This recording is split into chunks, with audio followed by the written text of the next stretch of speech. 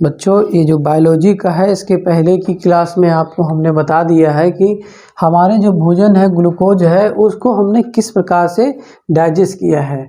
तो उस digestion system में हमने सीखा कि भोजन किस तरीके से डाइजेस्ट किया जाता है और उसके कौन कौन से ऑर्गन कौन कौन से ग्लैंड्स उसमें वर्क करते हैं जिससे कि हमारा भोजन डाइजेस्ट हो जाता है। अब बात होती है कि यदि भोजन तो डाइजेस्ट हो गया, डाइजेस्ट होने के बाद हमारा रेस्पिरेटरी सिस्टम होता है, यानी हमारा श्वसन तंत्र होता है कि उस श्वसन तंत्र द्वारा हमको क्या पहुंचाना है, ऑक्सीजन को पहुंचाना है और ऑक्सीजन पहुंचाने के बाद उसमें से क्या करना है, कार्बन डाइऑक्साइड कैसे बाहर निकलती है। जैसे हम लोग क्या करते हैं, नॉर्मली एक एटमॉस्फेयर है, उस एटमॉस्फेयर में हमने क्या किया, ऑक्सीजन हम लेते हैं। ऑक्सीजन लेने का मतलब हम ये जो वायुमंडल में एयर का प्रेजेंस है उस एयर में क्या क्या चीज़ें रहती हैं। हमारे वायुमंडल में एयर हमारा नाइट्रोजन होता है, ऑक्सीजन होता है, कार्बन डाइऑक्साइड होती है और अदर्स आर्गन नियॉन, ये सब भी गैसेस मौजूद होती हैं और उसमें से जल वाष्प, धूल के कण, ये बहुत सारी चीज़ वायुमंडल में, और उसको हम लोग क्या करते हैं, ऑक्सीसेशन करते हैं। कैसे, ऑक्सीजन को अंदर जाते हैं। देखिए यदि हमारे जो है बॉडी में ऑक्सीजन यदि अंदर जाता है तो ऑक्सीजन के साथ साथ में क्या जाता है, नाइट्रोजन जाएगा और ऑक्सीजन जाएगा, कार्बन डाइऑक्साइड जाएगा, आर्गन जाएगा, नियॉन जाएगा। यदि हमारा नाइट्रोजन जाता है अंदर तो बाहर क्या निकलता है, उसका परसेंटेज सेम रहता है, उसके परसेंटेज में कोई चेंज नहीं होता है। फिर उसके बाद यदि ऑक्सीजन, देखिए हमारे बॉडी को क्या ज़रूरी है, ऑक्सीजन, तो ऑक्सीजन तो हमारा 21% है वो गया और 21% के बाद हमको क्या मिल गया, यहाँ पे 16% हमने क्या किया, रिलीज कर देते हैं। ऑक्सीजन लेने के बाद हम जब दोबारा छोड़ देते हैं तो ये ऑक्सीजन जो है 16% हो जाता है। इसका मतलब ऑक्सीजन हमारे बॉडी के अंदर एब्जॉर्ब कर लिया। एब्जॉर्ब किसके थ्रू होता है, हमारे लंग्स के थ्रू होता है। अभी और आगे हम डिटेल में पढ़ेंगे। अभी देख लेते हैं क्या है, जो हमारा कार्बन डाइऑक्साइड है CO2, वो क्या हुआ, पहले हमारा जो है 0.5% जाता है, अब जाके वो 4% हो गया। मीन्स ये हुआ कि ऑक्सीजन तो हमारा जो है 21% गया और 16% निकाल आया, बट लेकिन जो CO2 है वो हमारा 0.3% या 0.5% जो है वो गया और वापस कितना रिटर्निंग में आता है, 4% आता है। अदर गैसेस में सब सेम रहेगा, बट जो हमारा जल वाष्प है, जो वाटर वेपरेशन होता है, वो हमारा क्या जो है बढ़ जाता है। कितना बढ़ जाता है, 6.5% वो हो जाता है। देखते हैं ऐसा क्या प्रोसेस होता है जिसमें ग्लूकोज, यदि हमारा भोजन जाता है तो साथ में क्या जाता है, हमको क्या निकलता है, इसमें से कार्बन डाइऑक्साइड निकलता है और क्या निकलता है,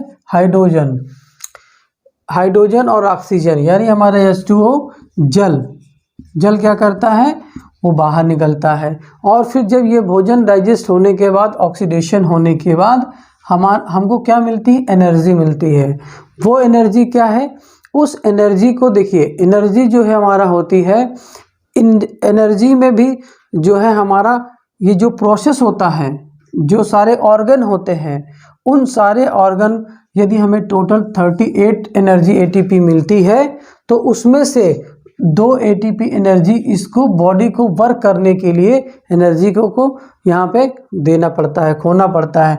और कितनी एनर्जी हमको मिलती है, 36। 2 ATP एनर्जी यदि कहें तो इंटरनल हमारे जो बॉडी के ऑर्गन हैं उनको वर्क करने के लिए हमारा 2 ATP एनर्जी हमारा वेस्ट जाता है।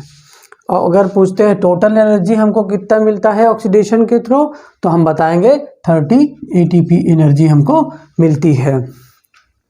यदि हम ये कहें कि हमारे जो लंग्स हैं, ये लंग्स कितने होते हैं, तो आपको क्या बताना होगा, 2। पहला कौन हमारा हुआ, एक हमारा होता है लेफ्ट और दूसरा होता है राइट। लेफ्ट और राइट 2 हमारे लंग्स होते हैं। इसके कितने पार्ट होते हैं, इसके 2, लेफ्ट वाले के 3 पार्ट होते हैं और राइट वाले के हमारे 2 पार्ट में होता है। इसमें पूछा जाता है यदि इसमें कितने जो है मिलियन क्यूबिक जो है एयर भरा होता है, तो कितना भरा होता है 150 मिलियन क्यूबिक जो है इसमें एयर वायु कोश होता है, इसमें वायु भरा रहता है। अच्छा देखिए, एक बार वायु अंदर यदि हमारा ये लंग्स के थ्रू आया, यदि आता है तो इसमें से क्या होता है कि ऑक्सीजन जो है हमारा एब्जॉर्ब करता है और क्या निकलता है CO2। यदि हमारा CO2 निकल जाता है तो ये क्या होगा, लंग्स हमारा क्या होगा, फूलेगा, पिचकेगा। तो जब पिचकता है तो हमारा एक ऑर्गन होता है, क्या है ऑर्गन, वो हमारा डायफ्राम होता है। डायफ्राम क्या करता है, इस पिचके हुए लंग्स को क्या कर देता है, फिर से फुला देता है। तो इसका काम होता है डायफ्राम को, ये हमारे जो लंग्स चिपक जाते हैं तो इनको फिर से उठा देता है।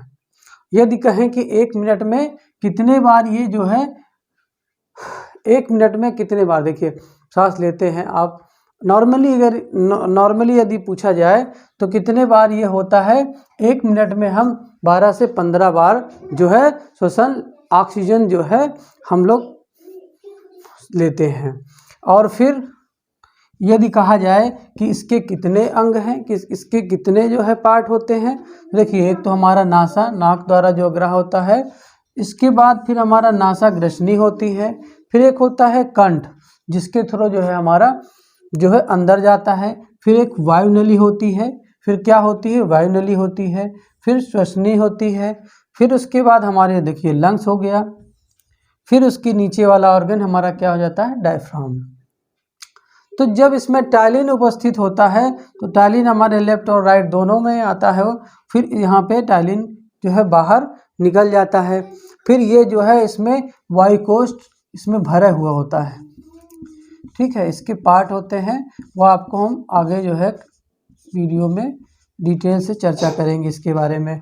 अभी हमारा जो है ये हम किस प्रकार से श्वसन लेते हैं और इसके अंदर क्या क्या चीज़ें हैं, ऑक्सीजन की मात्रा कितनी गई और कितना निकलता है, कार्बन डाइऑक्साइड का क्या जो है कितनी मात्रा में निकलता है और उसके कितने भाग होते हैं, वो हम सब इसमें देखेंगे।